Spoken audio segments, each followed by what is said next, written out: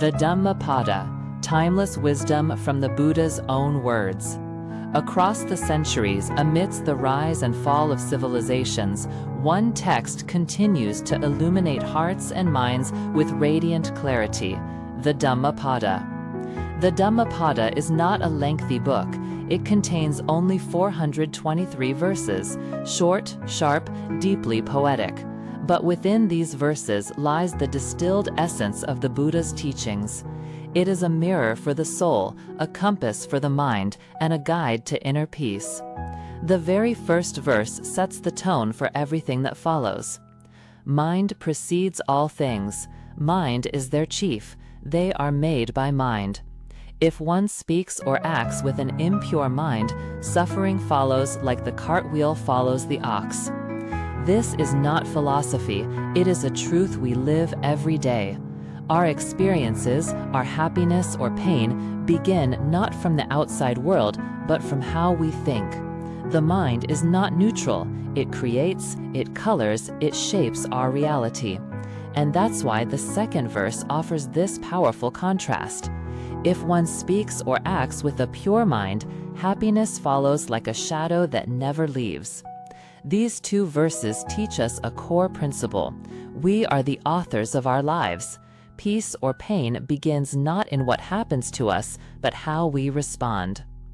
Anger, hatred, and the power of love. One of the most profound sections of the Dhammapada deals with hatred. Hatred never ends through hatred. Hatred ends through love. This is an eternal truth. When the Buddha spoke these words, the world was full of violence, just as it is today. And yet, he did not preach revenge. He did not encourage punishment. He taught that only through compassion can we break the cycle of suffering.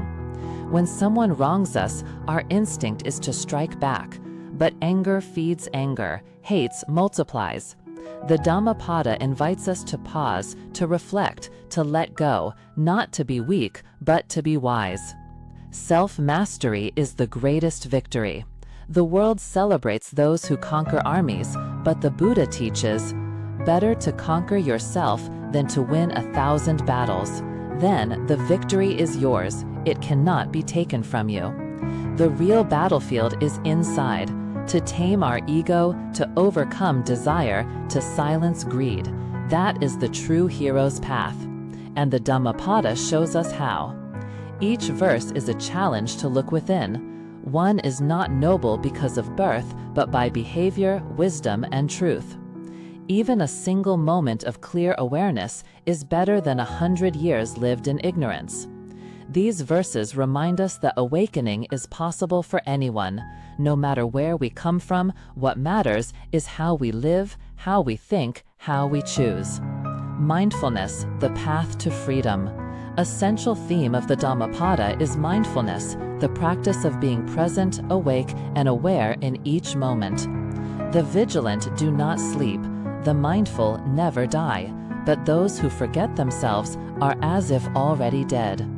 This is not just poetry, it's a wake-up call. The Buddha is telling us, don't sleepwalk through life. Don't wait until old age or crisis to ask what truly matters. Every breath is an opportunity to return to the present.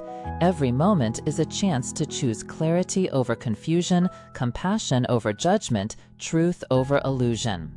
The Dhammapada in daily life. What makes the Dhammapada so powerful is its simplicity. You don't need a temple or robe to practice its teachings. You need a willing heart. When you feel anger, remember the verse about love conquering hate.